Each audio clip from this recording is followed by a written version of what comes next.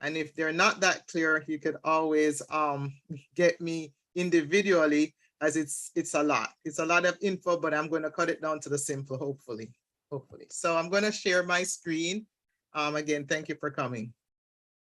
While I share my screen, I want to also indicate that I'm asking everybody kindly that this is an overview, and any decisions that you're going to make for yourself, please do not base it on this conversation, as this is an overview.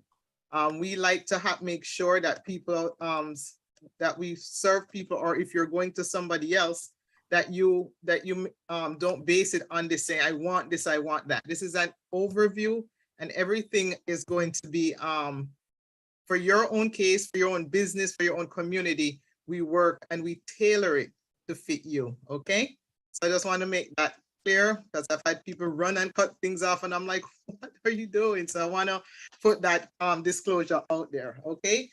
So it was exciting. I don't know if we have the same team or the same people on the call, but last week we got, or 2 weeks ago, we got an opportunity to get an overview on the education side. And this is further education, but this is also trying to show, or trying to emphasize the wide reach of financial services. You see, when we think about financial services, or even more specifically, when we think about insurance, we think about legacy planning mostly.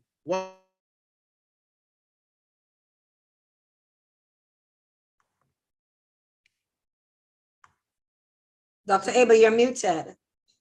People who are, what about when you're alive? How do you survive? How do you thrive? How do you make money work for you within these vehicles? And it's very important that we learn a lot more about this. This is how the rich do it. This is how people are leaving more money. So people are actually retiring well, and not saying, oh no, I'm going to have to live with 50% of my money or 40%. No, we should enjoy our retirement. So I'm going to share my screen now, and I'm going to go get right into it. I will be taking some questions when we get to that point. So we're going to talk a lot today about living benefits, okay? Living benefits. We want to say, what are living benefits? Hold on, let me get this bar out of my way. Hide floating bar. Hold on. Just a second. Let me get my spotlight first. Okay, perfect. So, you know, what are living benefits? You know, we want to say, we want to make sure that we have access to funds that we need in the event that, and that could be many things. Please let me know if at any point you're not seeing me, because you will know more than me if my internet is acting up. So living benefits are, how can we access monies in the event that we have something, and there are many different ones. We're going to talk with this one first. If we have something critical, chronic, or terminal that happens to us. You see, we understand it to be that we may live for a long time, but we have so much going on. You know, the statistic says that 1 out of 3 people have the probability of getting cancer.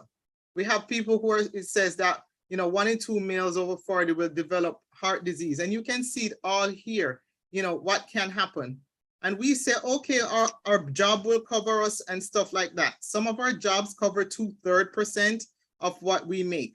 Are we living on 2/3 of our income? How long is it for? How do we supplement our bills? How do we keep our homes, our cars, you know, keep our children in school? So we have to say to ourselves, how is this going to work? And I'm going to just go highlight a few of the possible scenarios, because if you were here before, you realize that we're a full services financial firm, and we cover everything financial services. So there's no way for me to cover everything, but this part I just want to share with you.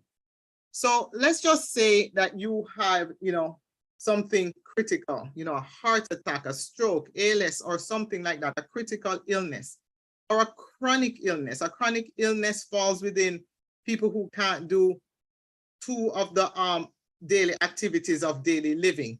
And you see it here. It's bathing, not breathing. Don't ask what happened there. I saw it earlier and I said, oh well. continence, dressing, eating, toileting, transferring, or a terminal illness, where a doctor or a healthcare worker has indicated that they believe that you have less than 12 months to live. And that's what falls under terminal illness benefits. How does this work? How does this work for us if we are going to have any of these conditions and we can't do it? Well, we want to tell you that out there in the field now, there's affordable ways for you to supplement your income with insurance now. And it's as in term insurance. And I know the word term has a bad taste for some people. And guess what? I understand it in some areas, but that's because your portfolio probably wasn't structured well to supplement that. Imagine having a term insurance, once that has a term, 20, 30 years. And from that term policy, you are able to take a percentage of your monies to supplement your income for whatever you use. Because as we mentioned before, and I didn't mention that one before, but a lot of bankruptcy is caused by health reasons. Either hospital bills or having to be taken care of or whatever it is, something like that. Imagine having term policies, and yes, they exist. I know we always hear everybody saying, oh, we have living benefits, but we need to learn to see which one are what we call true living benefits. Every single policy in the United States will have to pay out if a terminal illness benefit. We go above and beyond with our providers. If we have a chronic illness or a terminal illness, or chronic illness or a critical illness, we pay out the policies, pay out a portion of the policies to our providers and to our clients. And that is something that I was like most excited about when I got here, because when I left the university where I had a lot of benefits, I am now independent and I'm saying to myself, oh my gosh, what if scenarios? And it's great to know that now that I'm here and I can have a policy with a great face value. And if something happens to me, my life continues. My financial life continues. You see, the hardest part of healing is worrying about what's going to happen in the future. And I won't have to worry about that part. I would have to concentrate on healing. And this is the most affordable way that there is to get a lump sum of money in these scenarios.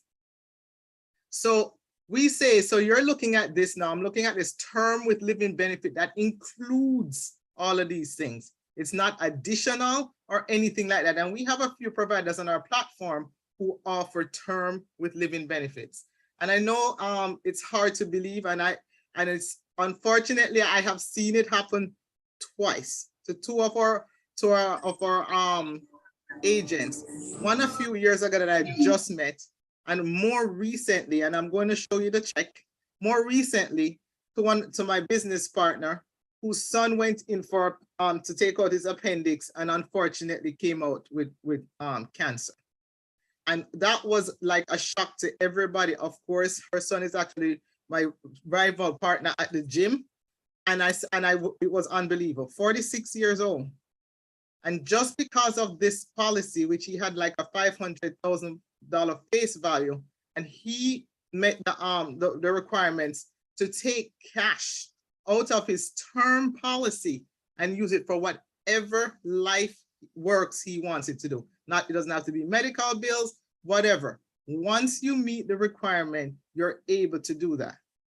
Now, of course, it's unfortunate that he's doing well now, by the way, I should tell you, everybody, he's doing well. He's done all his treatment, but he was able to relax. He was able to go to another state and do his treatment.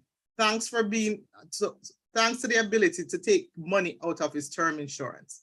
And I find it like really refreshing to know that we are able to have access to monies to help us move our life along. Okay, so I'm moving from, when I transition, I'm going to tell you that was a quick overview of what term with living benefits is. Please write down your questions so you know that it falls in that category, because that's just one way in which you can have living benefits. And it's a great way as well.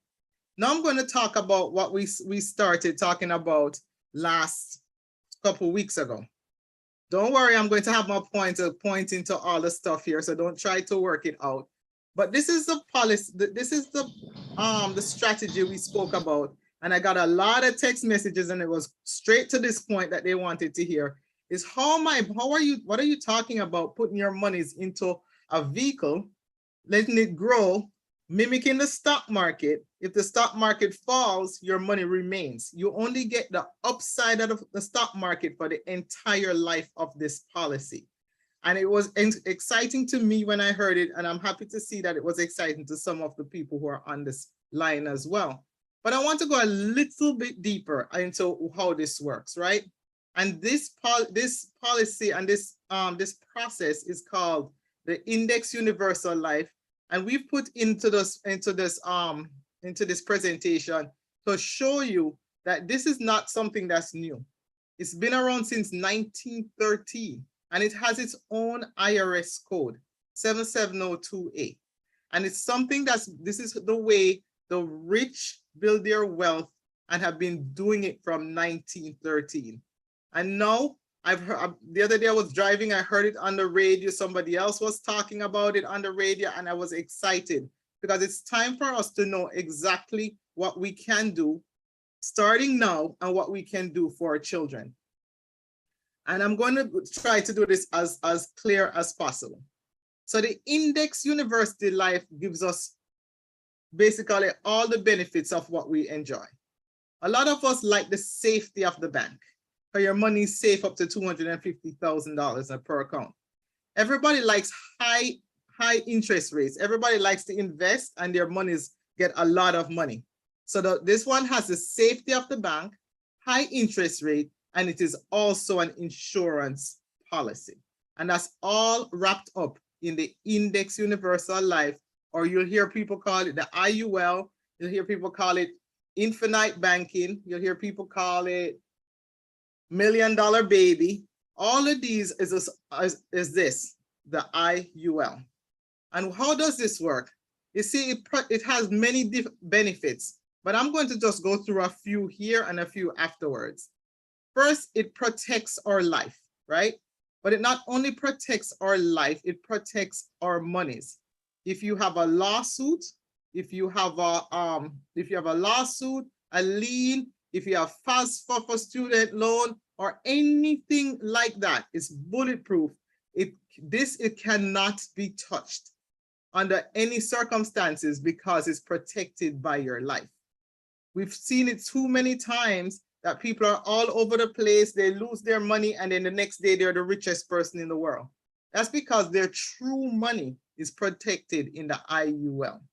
So we have a lot of healthcare people, a lot of mechanics, a lot of people who say every little thing they get sued and they come after their own money. If you're from Florida, a no-fault state where you can drive in, well, everything is fair game. So we like to tell people, where are you putting your money and where are you protecting your money?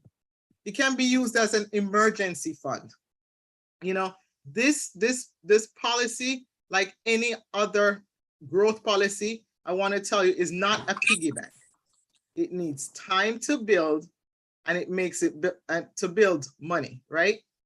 It's a retirement plan, because it was initially set saying, let's put money in this fund, let it after you pay your taxes. So these are after tax dollars. So you work, you get your income, you pay your income tax, then you put your monies into this policy and you make it grow for the future. Whether you're going to use it as your own bank, whether you're going to use it as retirement, you make it grow.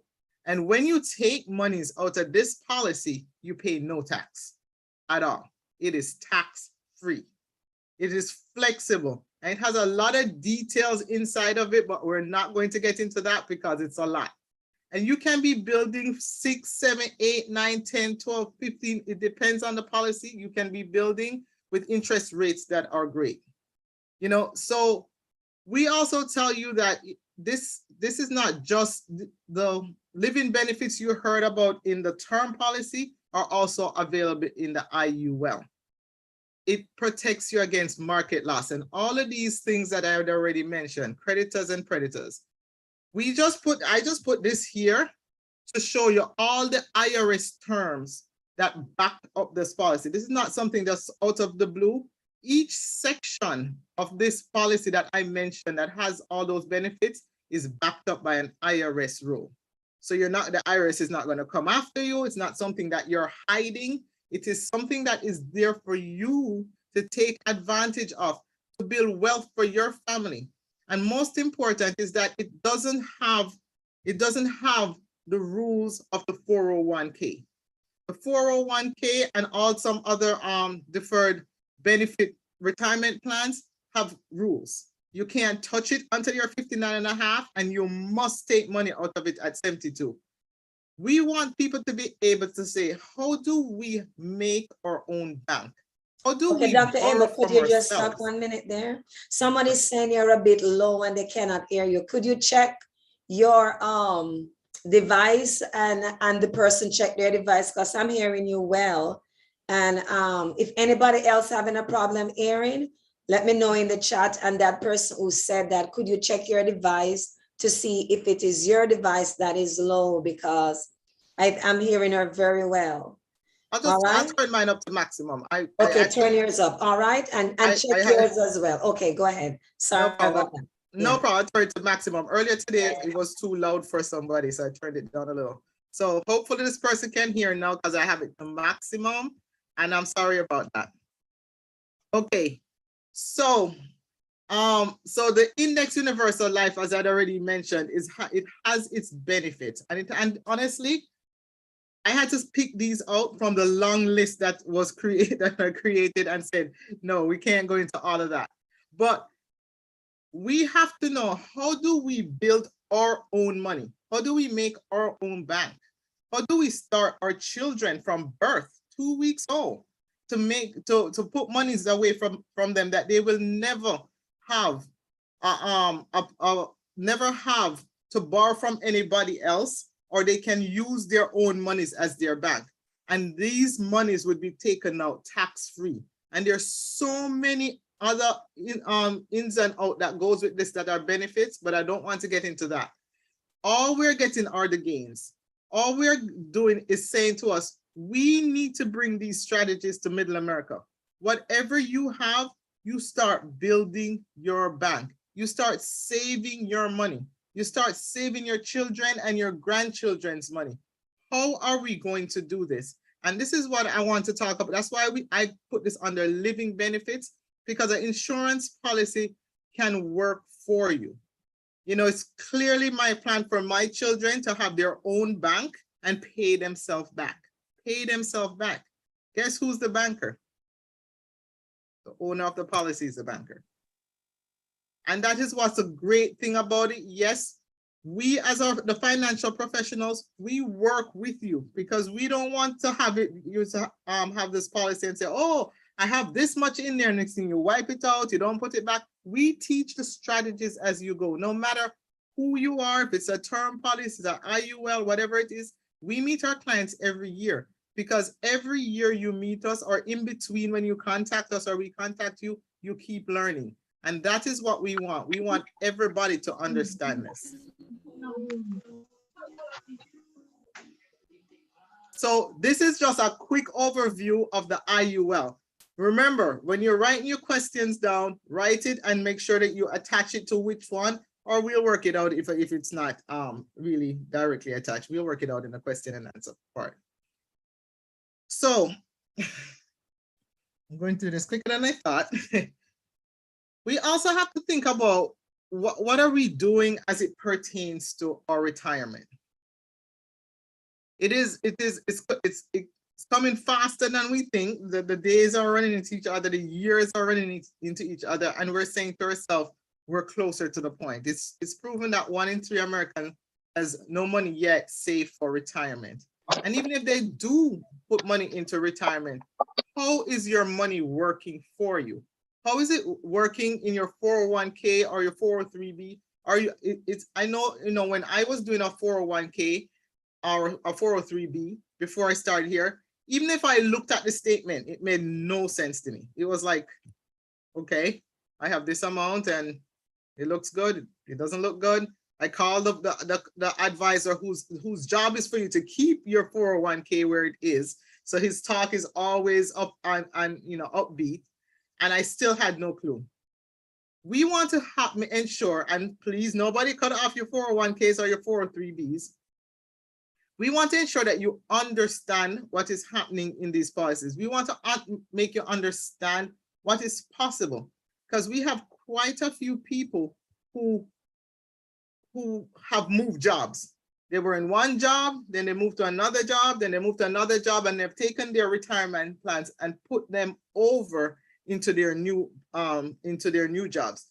It's a very common plan of action to do, but we need to talk to people who have done that and people are in retirement, because basically we're tying up the money that we've made before and still gambling with it in the stock market. You remember a couple of weeks ago, I said the market is going up and down, and we have no idea where we're going to retire. Are we going to retire when it's up and our monies are up? Or are we going to retire when we've lost 50%, like in 2001 and 2008, having us, making us have to go back to work or find some other source of income? So this is when I want to talk to you a little bit about another benefit that works for people who are in retirement. Now, this mostly is for, and it's not only, but mostly is for people who are with retirement who have not paid taxes on their money. Again, this is not only for that, but I'm going to talk to that point first. So let's just say you have an old 401k, or even if you had rolled it into another policy, or you're retiring. What is your plan for your money? To hope, most of the time is to hope that that money lasts. What if I tell you that you can put your monies into another product called a fixed index annuity or an FIA? And basically the index part works like what we spoke about last week and we just mentioned, where you put your money in and you get only the growth, but not the downside. However, these monies you have not paid taxes on yet, right? Not at all, because that was tax deferred. You took it out of your paycheck and put it into a 401k, 403b, and you didn't pay taxes on it yet. So it grows still, and you're not losing. But when you're ready to take your money out, then you will pay taxes on that. So what's the benefit of that? You're going to say you have no upside loss. You know for sure how much your money is going to be, because you're guaranteed your principal that you put in and you're guaranteed the growth that you have made. So I promise you, I know I see your hand, Darcia, and I made a lot of time for questions. Yeah, just a minute. Yes, I just want to say to her, we're going to take the question at the end, right?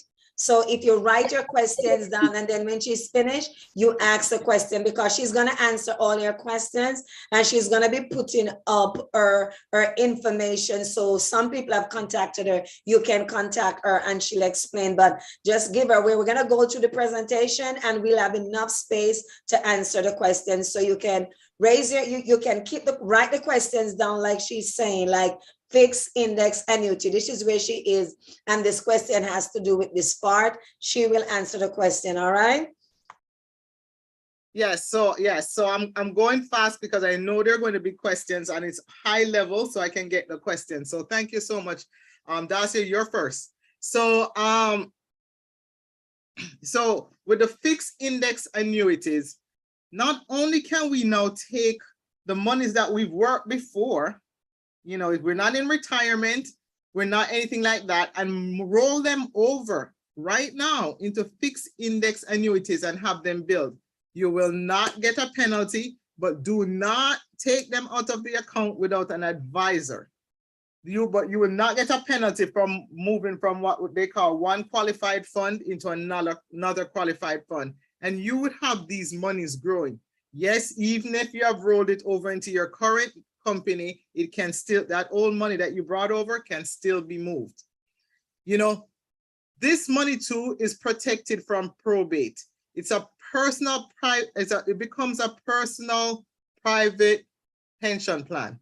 Pretend that A is at the end of that word, person. You know, you can in people who are retiring and starting to take their funds out, they can add their spouse on there, and there's some companies that add onto that plan long-term care, just right there on there, and allows a benefit that has long-term care added to it. Of course, it has a death benefit, and there are no taxes, penalties, or fees, as I mentioned before, for the rollovers. And actually, this is my last highlight because I want a lot of questions. So long-term care is a huge thing that we think about in South Florida. Unfortunately, we think about it when we're getting older, or we think that we should get some long-term care. Well, as you know, long-term care is for people who can't do 2 of the 6 activities of daily living, which is bathing, continence, dressing, eating, toileting, transferring, right? If you can't do 2 of those activities, you're considered for long-term care. And so if you think about what the 6 activities of daily living are, you can see that you could have a need for long-term care at any age. Any age. It could be like our friends who had a bike accident right there on the 595. Young people, they couldn't do almost any of these, and they needed long-term care. It could be for any reason. We just went through COVID. Clearly, we can think of a lot of cases that people needed long-term care. So we need to understand that long-term care is something we need to think about now. Not only that we could need it now, it's less expensive now. Everybody's like, oh, I don't need it yet. But I just want to give you a quick example. My son just turned 18 in July. He's off to college 1 week in, and his policies have been changed because he has to be 18 to include long-term care. The minute he was eligible, he gets it, because now it's a lot cheaper, and he will have that as he goes along. You don't know what life brings. And long-term care is not only for the old, but the young. But at least if we're planning to get old, we should also prepare to include long-term care in our planning.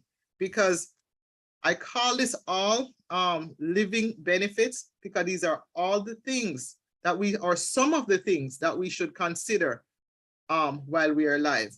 Legacy planning is great, but I tell people all the time, especially people who have no children and stuff, oh, I don't have anybody. And I said, you know, if I get in an accident, and I say, what if you don't die? And that's where the question comes in. And you, if you're here in the United States, I'm not sure of all the reasons outside the United States, you know how hard it is to be incapacitated, to need long-term care, and just to be sick. And so this is the last one that I did an overview for, because I want to get the questions. Hopefully there are a lot of questions coming.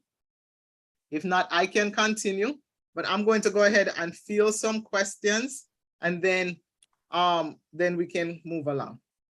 So I think Dacia was the first one, if you remember. Dacia, yes. Dacia, raise your hands, unmute yourself, Dacia, unmute yourself and go ahead now with your questions. Hello, hi, good evening, everybody. Hi, Dacia. Okay, so I had a few questions, but now I have a 3:30 appointment, but I think I need a one-on-one. Okay, so if you see on the screen right now, you can just take a quick picture, or just write it down. My information is here, and I will be happy to meet with you one-on-one. Okay, all right, thank you.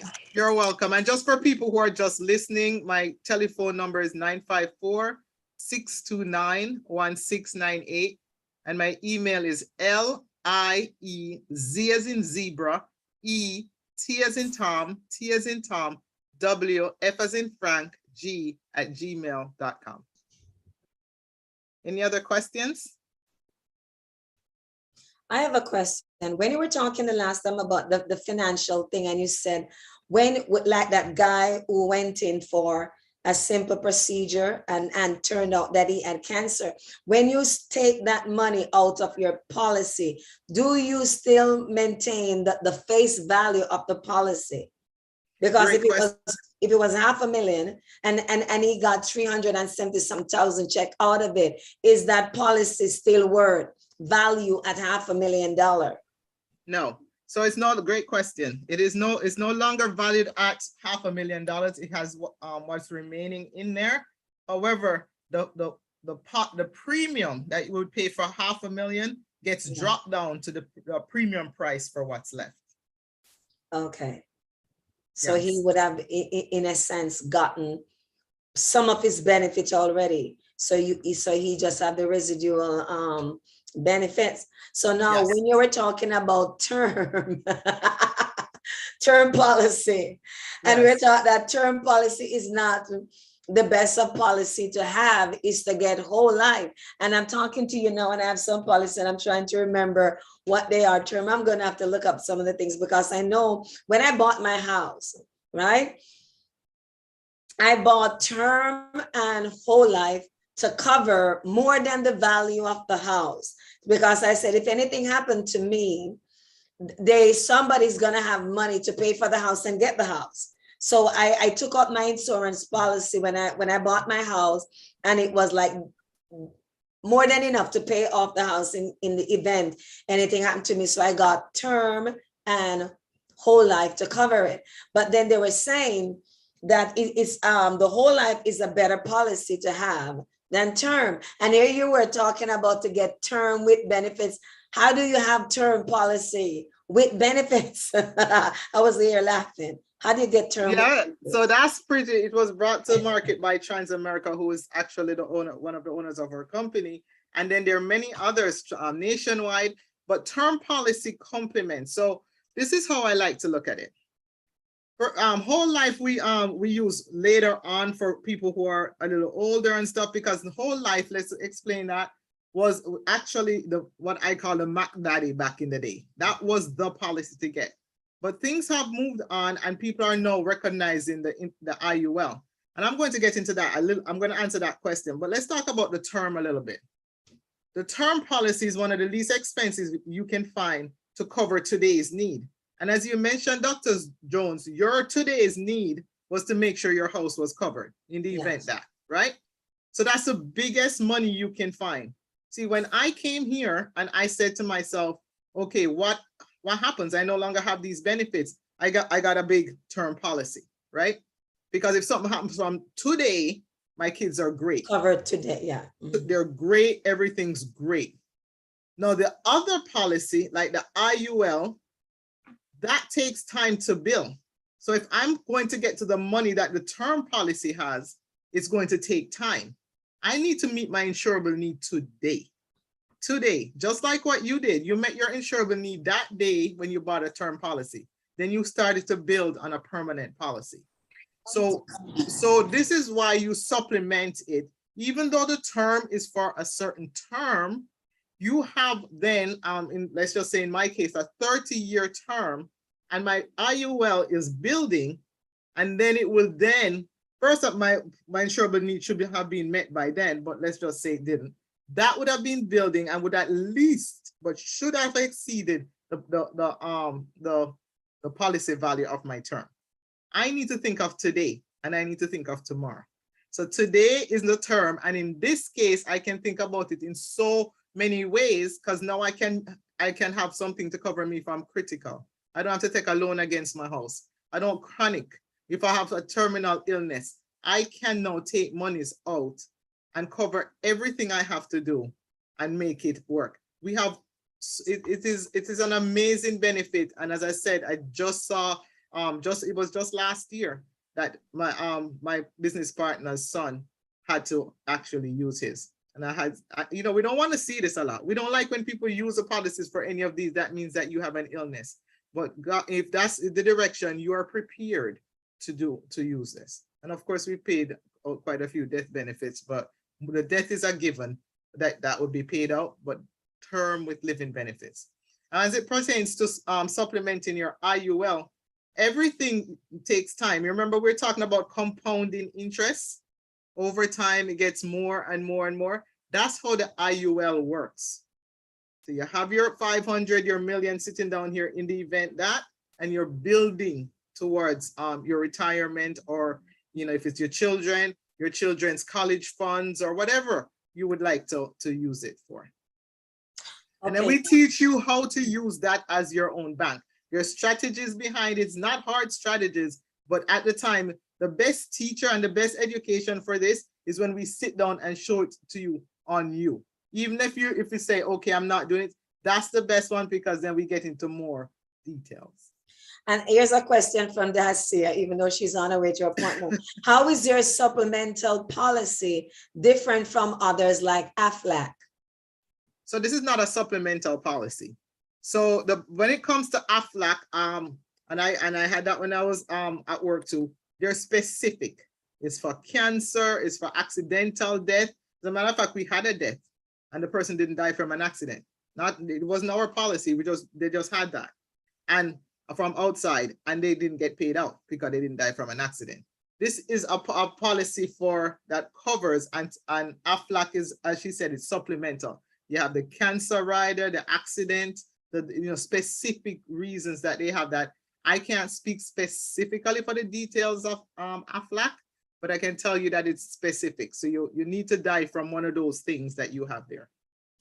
All right.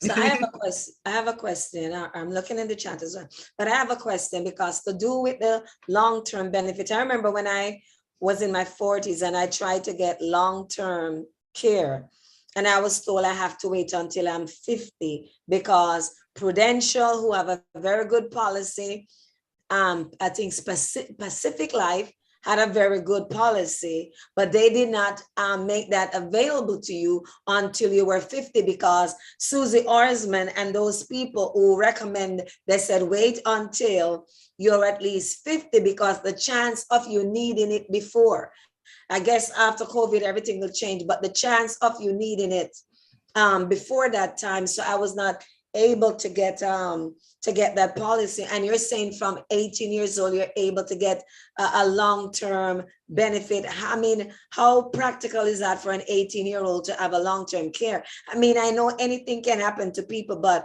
how practical is that? Well, the cost. So his long-term Well, care it's cheaper when, okay, that's it. And not only that, his long-term care is added. His long-term care is added because before he was 18, he had an IUL. My boys had an IUL, and that was a child IUL, Now that he's 18, he's moving on to, getting rated as an adult. And when you have the IUL that you're building wealth with, you can add long-term care rider on there. And the benefit of that is extraordinary. One, you're building, you're paying for long-term care, and it's coming out of what you're building and your face value. So your monies are not only for long-term care in his case, but it can be used for anything. So when he put it on there, I said,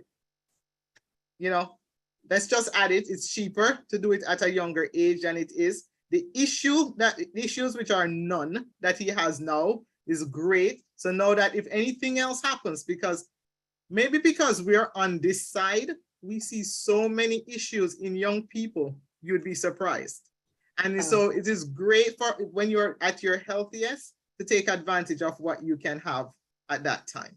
I didn't even know that I had long-term care added onto mine that I had long time before I did this. And I've had it for a while. And I didn't even realize that it was on there until I got in here and somebody reviewed my stuff when I just started this position. And I was like, okay, whatever that's for. Sounding, like, yeah, no, whatever. All right. Before Dacia asks her question, you're next. What coverage would the 18-year-old get? Because I remember once, because I work in the healthcare, so I remember once when someone called me and they were looking at aid, but they took out their long-term policy years ago, and it was $50 a day, which could do nothing. And I've known people now, they're up to like $400 a day, which is more than sufficient that you can literally determine, because when you have, say, $200 a day policy, You have to divide that up into 24 hours. And with the going rate, say $20, that just can buy you 10 hours. So you have to say, I need somebody 5 hours in the morning, 5 hours in the evening, because the money is not there to cover the day. When a person that have $400-500 a day, they can say, okay, I need 24-hour care because 12 hours in the morning, 12 hours I'm covered with the money. What coverage would an 18-year-old get? So first, the amount of coverage anybody gets depends on the amount of coverage they purchased.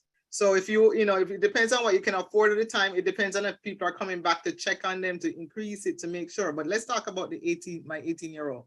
My 18-year-old has attached to his policy 2% of his face value, which on the IUL side is $250. He also has a term with living benefits. Yep, he has a term with living benefits, and they're I don't even want to get into that. There are benefits to getting a term with living benefits that within 5 years that has even further benefits to it. That's why it's a lot. I tell you, it took me a long time to cut it down to these few because it's a lot of info. But there are benefits to it because when he turned 18, and I said to myself the same thing. If something happens and I need it, then I will take it from this face value. He's in college. He's going to be either college or his health. The money is crazy. But no, we don't have to do that. I have a lot of students and young people who are doing this benefit. They're 18 years old. They practically can pay for it themselves. They don't even get to $30 for $500,000 if their health is great. For $500,000 for 30 years, and it's a locked-in premium for the whole 30 years. Okay. So this is something that they can even pay. Well, of course, I'm making my son pay for it, but for the $500,000, yes. but I'm keeping his IUL and keeping it going for him. But he's paying this one because he's paying he's going to be paying that. Men pay a little bit more. That's industry rate. So he's almost $19 and something cents. Listen. So yeah. So and that's $500,000. So when it comes to the long-term care and how much you get out of it, it depends on the policy. Is it a standalone policy, which we have great ones too, but the older you get, the more expensive that gets. Or is it attached to a IUL or another product, like I mentioned, the fixed index annuity, which is awesome because this is now your retirement money, your 401ks or whatever monies you put over there. Some people have monies just put down and they want it to be put into policies. And when you attach it to a fixed index annuity, when you're taking your monies out, you do not, your rating, your health rating does not count. It is a built-in benefit. Okay. Absolutely amazing. So we now have, and this money that they already have, that's what they're going to use against it for their long-term care. For some providers, remember, we're almost 200 providers. So anything I say, every provider is different. When you take those monies out for long-term care, it's not taxable, even though you didn't pay taxes on it before. Yes. There's just a lot amazing things that are out there, and we're bringing it to Middle America because there's no reason for it to be not here with us. Yeah. And then even in that, you can decide if you want, because some people use the long-term care and most of them they're extremely good. They kick in within 30 and 60 days. The money keeps flowing in. All right. Some of them, they tell you 90 and before that you get the money. And when the money kick in, so it gives them some flexibility because some of them say you have to use an agency. Others say you can get the money and pay the person and determine. So you can be your own decider of who am I going to get to come in and take care of me. And when you need the additional physical therapist and that therapist, some of them, they are so good in the coverage that they give. Right. So some of them are indemnity plans. So for sure, we like to, for the most part, have people have their choices. Who do they want? And some people use their long-term cares from foreign countries. Oh, wow. I didn't know you could do that. Yes. So it depends on the plans. You know, you're checking on it with your doctor. It could be, you know, thank God for COVID now, you're checking is could be a tele doctor or telehealth, and you can use it from there as well. We have so many different choices that it's crazy. And yes, the home, when you have just somebody coming in to help you, the doctor says you meet the long-term care requirements, which is unable to do 2 of the 6 activities of daily living, and you do it, yes, you're correct. But there are some plans that you have to use in facility. You have to use it in facility. And we're very clear about what those plans are, because we have a lot of plans. And that is where a lot of choices also, Dr. Jones comes in with the costs. Because the older you get, the more expensive they get. And I notice that the less expensive ones are for in facility. So you want to make sure that you're setting yourself up at the healthier rate, at the healthier time, or attaching it. You know, the best thing to do is attach it now to other benefits that you're doing, you know, the FIA, the IUL and stuff like that, that you can, or start with a less expensive option like the term with living benefits. We want to be able to heal without thinking about our money, thinking about we have to go back to work sick. I've seen it too. And it's very expensive, and people have gone back to work sick because even during COVID, people were getting COVID and going to work because I can't stop work, because if I don't work, I don't get paid. And then you having sick people who was infected going to work and passing it on because they said, I need to work to pay my bills. So it is a problem. I could tell you that firsthand, that is a problem. I want to get, I know you didn't mention this because I'm going to ask this question, because I was talking with someone the other day about doing this, that there are ways in which we could let the money work for us, and to do with credit cards, because I know you didn't come up with credit cards. No, I don't. Because you know, America, you don't deal with credit cards. You know, Americans have a lot of credit card debts. Do you deal with credit cards?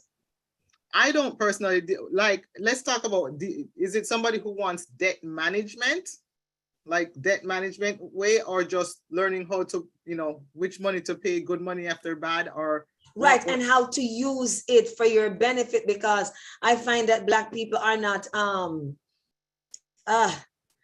we're not as smart as the other people. Let me say this, because someone was who worked for a credit card company was talking to us one time, and they say that the people who are wealthy, right, and they have money and they can pay their bill, but they pay off their house and they're not interested in something being on their credit, and they sometimes will go into debt, use their credit card, not paying the credit card, but because they don't need the credit to buy a house or do anything, and all their ducks are in a row, they don't pay it. It's on their, it goes on their credit for 7 years, it's wiped off, and it's no problem to them. Problem to them. And then they use these things to build wealth, and we're here, oh, I have to pay my bills, and we're paying this off, and they're using this as strategy to go ahead. And these are people that don't even need to do that because they have the money. Well, we have to be careful, and I like how you said these are people who don't need it, so they don't need their credit. So but America need their credit. So we notice you said people who don't need it, because people who don't need it, who have their banks, you know, they have these. Because you can have many of these, by the way. This is not something you just have one and run. The more money you make, you should be getting more of these and putting your money in these. So you're building your own bank. So if they don't need credit, they have monies in their own bank. So that is why you say people who don't need it. So in the cases of people who need credit, they can't follow that strategy. Yeah. So they just can't. So we, you know, and I don't know if anybody per se, but let's just say that's what the person told you. Yeah, I can see it because they have their money. We have people, we have cases in which and we've been told, I was told this many times. I've been purchasing my house from as very young, and you know, or try to double up your payment or triple up your payment for, you know, do 2 extra payments for the year, and so that your mortgage can cut down. You know, you can cut down the time for your mortgage. Well, in you know, 2 + 2, it might make sense. But when you have a very low interest rate, say, you know, and there were some low interest rates happening the other day, 1-2%, and you're doubling up your payment on that. While the interest rate that you could get in an IUL, 6, 7, 8, 10, 12%, that same money could have been doubling 10 times more in an IUL instead of you throwing it against a creditor who is not asking for it. Yeah, that is something to consider, because Yeah, you know, the creditor is not running you down for an extra 2 or 3 payments. They're running you down for your 1 payment. But we want, we want to be debt free. And I get it, but we have to be smart debt free. We have to know how to say, okay, let's do our 1 month. And then since we had that extra payment or that extra 2 payments, then you fund your IUL and have that build. And when it really gets on top of your nerves, now that you're saying, you know what, I cannot, I don't want this, 20 years, 25 years down. Then if it really gets on top of your nerves, your cash value, you throw it against it, or you just pay out the 30 years. I did that for my few. It's like, okay, I need to get this off. Then get this off, because that's what I understood. And it made sense to me at the time. But I didn't understand the other side of the spectrum, saying, hold on, but my money can bill at 6, 10, 15 times greater than what I'm giving to the creditor who's happy to get back their money quicker. So we have to, this is why when we sit with people, we look at their whole picture. We look at what is your need. I've had people who have anxiety issues over their mortgage. I say, pay it off. Yes, it's not worth your health. It's not worth your health. It's not worth it. The month just does not work for them, especially coming over here after having no mortgage for years in another country and having the same mindset of paying off the debt, which we should. But we have to know how to use other people's money as well legally, and get ourselves in a much better position. Yeah, and that was what I was alluding to, because I remember, because especially when the credit cards or the banks, they send you these checks, pay 1 year and after a year you pay 1.99%. And I use those checks to do investment. And I remember once I went to the bank and the woman was saying to me, your credit card payments are, I have a large balance. And I said, yes. She said, you should know, you should pay it off. I said, how much you think I'm paying per month in interest on those? And I said, it's about $70 on that I balance. I said, I'm not working my money to buy food. I said, I use these as investment. I said, before the year is up, I'm not going to pay anything. So they keep sending me them because they want to make money off of me. And I use these, but these are even things where you could use other people's money at a low interest rate at 1.99 to do investment in, because if you take that money from there and say, like what you're saying, put in an IUL, if I'm getting 6% from you and I have a year in which I'm going to start paying interest, I'll make back some money within the year to pay down that. By the time I am finished with the year, I'm not going to pay that much amount of money. So you can use other people's money to get to where you want to go. You don't have to necessarily use your money. But you have to be disciplined. But you have to be disciplined, because you have to be disciplined, because we get it all the time. I've never paid a cent for furniture, right? But I've always taken it on credit. So they always like, you have a year to pay them back. I'm like, perfect. So and within the year, even when we have the care credit for dental work, That's right. And don't use my sons just took out their wisdom teeth, and I will never pay a penny on it, because I just divide it by the 6 and pay it off in the and pay it off. And so you have to. So, but what happens? Life gets in the way, and you're like, oh, I can pay it down little, and then it compounds. Because just how your money can compound and build for you, it can compound against you. So you have to know, you have to be disciplined, and these strategies sometimes may not work for everybody, because you have to have a certain type of discipline to use other people's money. Okay. Or else it's going to work against you, because it is their hope that you don't pay it off. And that's how, it's to entice you to buy. And then you get to the interest rate, which is usually a balloon payment, like it's some high rate. And then you have that to pay, or your credit gets ruined. So, and can I just share one last example? When you were saying, get the insurance policy when you're healthy. Do not wait until you're sick, because there was an instance where someone had a policy, and you know, for Black people, you know this. The first thing that is gonna go lapse when they don't have any money is what? The insurance policy, because they cannot see long term that I'm paying for this, and it's not benefiting me now. And so the first thing that get lapsed is going to be the insurance policy. And so this person was sick and they allowed their policy to lapse. And when they got sick again now, they went and got a policy. And you have any sickness? No. And I tell people the reason why the insurance are asking you if you to do a physical, because they're going to run your social through the pharmacy and to see what medication that you're taking. And she thought she got a policy and she thought she got away with it, and she died.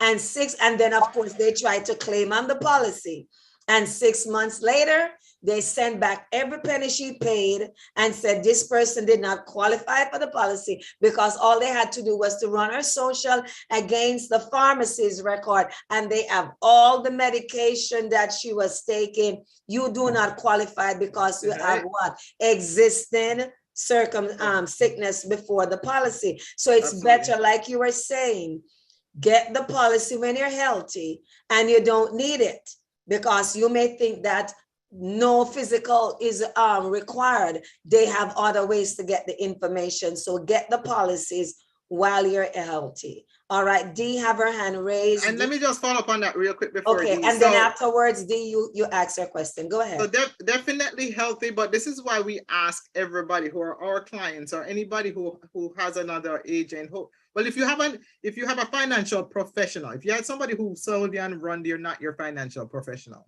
Let's just put it out there. There's somebody who's checking up on you, who does that. You need to, for every life change, and I mentioned that before, any life change, you're sick, any reason that you need to have a life change, that sick, married, divorced, buy a house, sell a house, get a job, whatever, you need to be contacting us, because our heads are clear and we can help to maneuver your monies. Even with some policies, you know, people think they just have to cancel it. There are ways sometimes they can keep it for a moment without doing it, but they're so overwhelmed with life and what happened that they go ahead and cancel. And we're here as your strategist. This is what, and you know, a lot of people say, oh, I thought you were going to tell me not to. I said, no, I'm going to tell you that you can pay almost 90% less right now, holding it for a little bit and stuff. They were like, oh my gosh, I'm glad I didn't cancel. Let us think for you. I have people thinking for me when I have life get in the way, because my brain is full, but my brain's not going to be full of your stuff, because that's your information that's making your head foggy. So please make sure you contact before making choices, because later on, like death and long-term care and stuff, when your family, who you really got this for you and your family to take care of you, then there's nothing left, and then you have more stress on you because you know you're relying on somebody else. Dee? Hello, good afternoon. Good afternoon, Dee. All right. I'm listening to your program since the last time until now, and I find it really interesting. But what gripped me was the fixed index annuity that you mentioned. Don't fully understand it, but I understand it to a point. So my question is, I have 2 teenage girls, and I teach them how to save and invest, as you know, my knowledge carries me, and they have their own account. So I'm teaching them how to save, but it's just sitting there. Right. So I'm thinking, if I take some out or majority out and put it in that fixed index annuity, what wisdom would I proceed in doing that? So what would you advise? A fixed index annuity wouldn't be for that policy, an IUL. Mm-hmm. An IUL is where you would save for your children. A fixed index annuity mostly is for monies that have been built up already, and that for like for example, but not only, a 401k, 403b, people who have saved up a big amount of money and they just want to put it there, inheritance and stuff like that. Now that if you're saving for, this is what my children have, and that's what I have. Adults have it. A lot of people have it, because this is after tax dollars. You'll never pay taxes on it ever again. You put it into a fixed index annuity. Mm-hmm. I mean, a fixed Index Universal Life. I'm sorry, this one on the Okay. screen. Index Universal Life. You put it there and you fund it. You just drop their savings into that and make it build. And it's money that when it's you don't even have to wait, but we would advise you, if you really wanted to build, you wanted to wait and build. And you borrow from yourself and you use it for whatever. There are no rules like 59.5, 72.5, or anything like that. You make your monies work for you. So it would be more an Index Universal Life that you would put your children's money in, and then we would guide you as to how you do that. For instance, my children had from very young, they have a children rating, because there's children under 18, just have a children rating as soon as 18 hit. I had my 18-year-old get rated as an adult, and he's at the healthiest rating, and now he has an adult rating 1, and he continues. We keep up with our people. So we want to make sure that so we would put that in that policy, and that's where you would make it grow. And as in, if I sit with you as a individual, we can look at what it actually looks like for your children, as in an example. When is the best to call you, or should I call you anytime?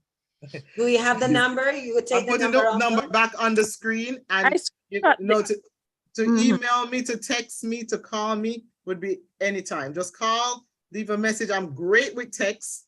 Okay, me too. I'm great with text, but yeah, because I get the voice messages, I'm gonna put my weakness out there. But I'm getting much better because I have a app that's helping me work through that. But yes, so I get right back to you, and we set an appointment, and it's great. You can be where you are, I'm where I am, and we do it on Zoom. It's been awesome. I love it. This is awesome. Okay, Thank you so Please much. text me right away. Anybody who's going to text me right away. You know why? Because as soon as we come off this call, our life is going to get in the way. It always happens. Well, here is a question now from the chat.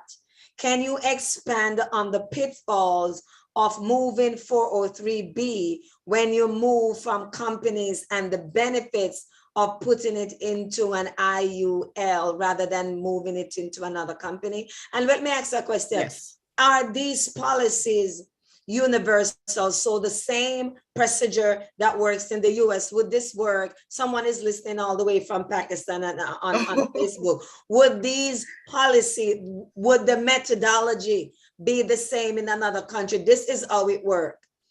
I cannot say that for another country. I can't. I don't know. Okay. No, I can't say that for another country, unfortunately.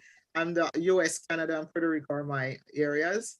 Or US, Canada, and Puerto Rico. And even in and Canada. For people in Jamaica, you can refer them to people, but you will refer right now. If it's going to be exactly like you're saying here, but you can refer them to people that you know who does the same thing, but it may have differences. Well, they work well with Jamaica. I'm not going to say it's the same thing because I don't know.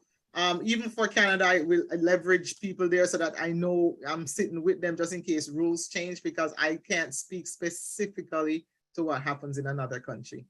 Okay, so could you explain now the 403B? So the 403B and the 401k, let's talk about the pitfalls of moving it to another company from your company. So you're working for a company, and they say, oh, you can roll it over where you go to.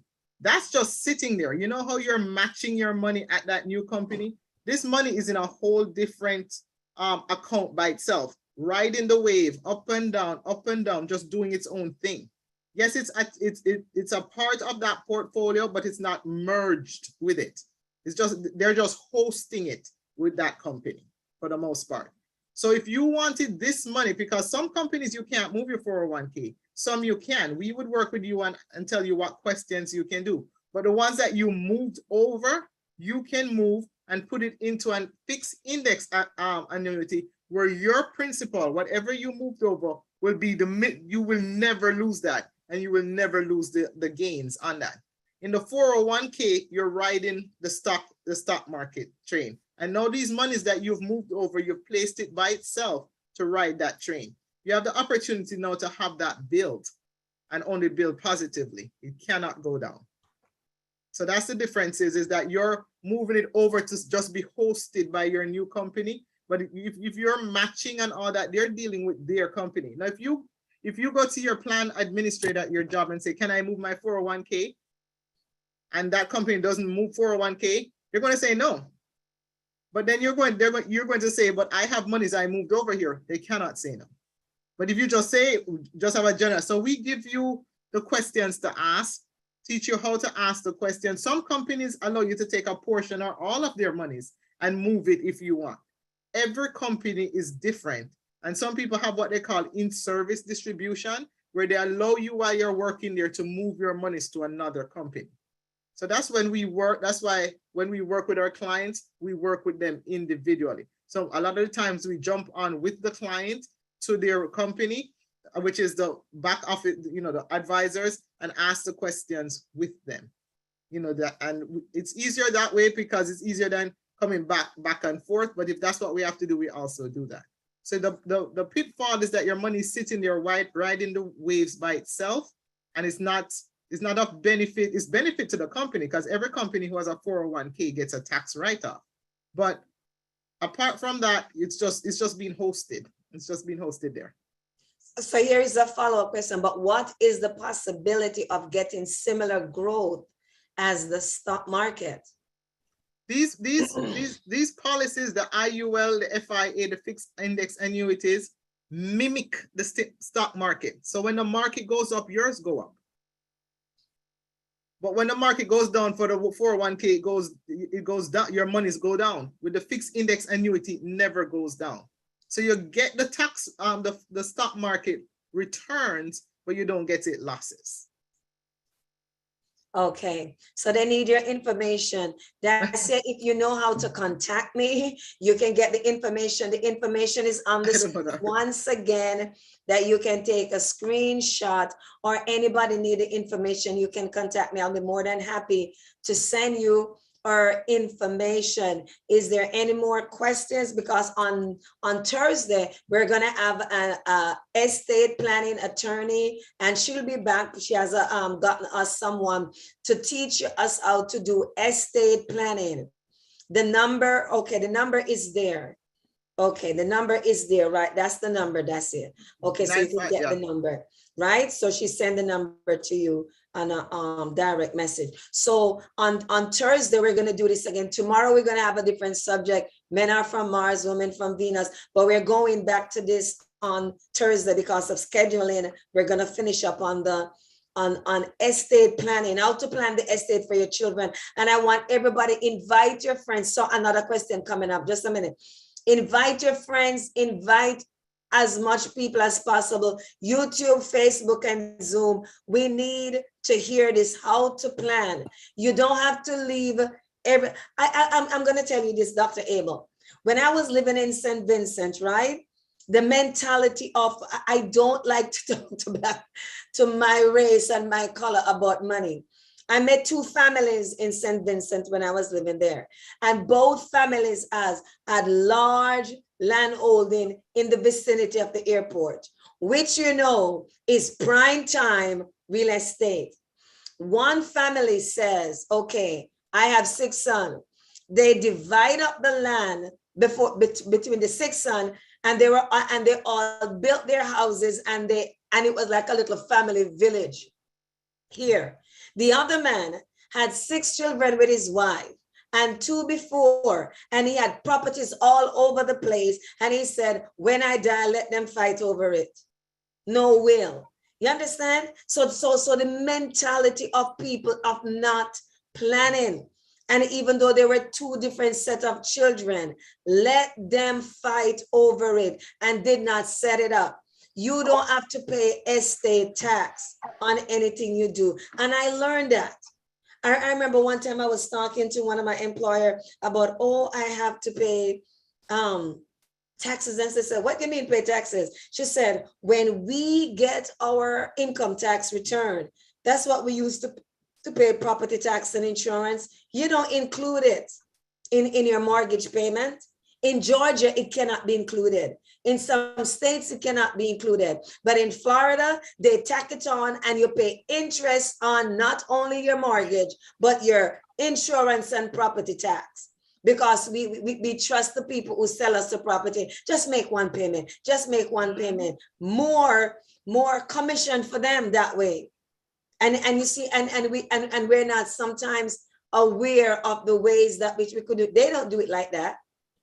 Even up in Palm Bay, they don't do it like that. They do not attach property tax and insurance. Your mortgage is just mortgage and interest. That's it. So we have to learn all these things. So on Thursday, we're going to talk about estate planning. How do you pass on the wealth to the next generation, and you don't have to pay taxes if you have revocable or irrevocable trusts? All right. Okay. And he's gonna show you more stuff about how you don't even have to, but you have to have it even as a living benefit. Right. So he's gonna come as a living benefit. Let me tell you, I have learned. Yes, he's also a business partner, but his job that's all he does. That's what he does. But he's also on the financial side, so he might, if they ask a question, I mean, I'll be here as well, but he will be able to do it, because I was amazed as well. I learned from him a lot and other attorneys, and I was like, what? Like, what's going on? What rock was I under? It's crazy what we need, what I've learned recently. So, yes. All right. So we have D. You have your hands up. Go ahead and ask your question, please. Let me see. You can't unmute, D. Let me send. Unmute yourself. Oh, no, Dr. Monica, I think I did not lower my hand. I'm sorry. Oh, you asked the question. From the first time. Yes, but Dr. Ruffin, I just sent you a text, ma'am. Okay. So let her use this opportunity to tell you. Thank you. You text her immediately. All right. Okay. I see it. Thank you. I see it. Thank you. All right. She got your text. Amen. And Dacia got the number, so you can call. So if there are no more questions, Dr. Ruffin, I'm going to allow you to say the final word. And remember, join us tomorrow and join us on Thursday. Don't miss anything. Okay, Dacia sent a text. Did you get Dacia text? We want to know that you got her text. Dacia, I have a lot of questions for you. Did she call herself Dacia? Oh, yes. Okay, she got your text. Oh, wow. I have like a few text messages here. You have a few texts. Okay. And she promises to answer them as soon as I'm great with text. We're going to answer them. All right. So I want the final words so we can go and we can start answering. I neglected to say one thing when it came onto the term insurance and stuff like that. And I know Dr. Jones, you had mentioned that. And, you know, some of us have businesses and stuff like that. And we have these people who are so valuable to us, that we can have that if we had a loss, you know, from them, our businesses we would need money to bring it back up. And we do what we call the key person insurance. And that is as a very reasonable price, because imagine that could be done as a term insurance with living benefits. So we also want people who have small businesses, big businesses, all those businesses, because you see a lot of times that people lose their business partner, and then that's when, and it fails, because the monies they would bring in or whatever else, you know, type of intellectual talent that they brought to it, then they would now have to pay somebody to do this. So if you have small businesses and you believe that you should have your employees or your key person insured, please let us know. We talk to everybody and we show you a direction in which you could go with that. So, but I want to just thank this audience, because it's and Dr. Jones, your topics are relevant across the board. I mean, I love that you're bringing this to everybody. It seems across the world. And, you know, even if I'm unable to help them in their country, their awareness is heightened. And I'm hoping that whoever it is in these countries are going out and seeking this information so that it can help their families. And please all reach out to me. Don't say you don't have no money, because honestly, when you get the information more, then you will be more inclined to work towards getting some money to get this done. This is something where I'm extremely passionate about changing it. I do not want to see the next generations doing exactly what we did. And what we did the best of what we know. I know the very best of what we know. Now you know something better for them. Lead them on. And if you have any churches, any groups, anything like that that you would like me to come to, either live or in person, to speak with, please let me know. My number is on the screen. Thank you so much. And thank you, Dr. Jones, for this ministry. Amen. God bless you. God bless you. And so we're going to sign off for today. And remember, join us tomorrow and don't miss Thursday. Come with your questions. Come and ask about how to do the house, how to pass on this, how to pass on that. Come with your question. You're going to get an advice from an attorney for free. And that's not often that you're going to get that. So please come with your question and let's just deal with these things and learn how to do it. Amen. So God bless you. See you tomorrow, God's willing. And thank you again, Dr. Abel. You're and welcome. Anybody, if you forget our information, you can contact me and I'll pass on our information to you. Okay, God bless you and enjoy the rest of your day.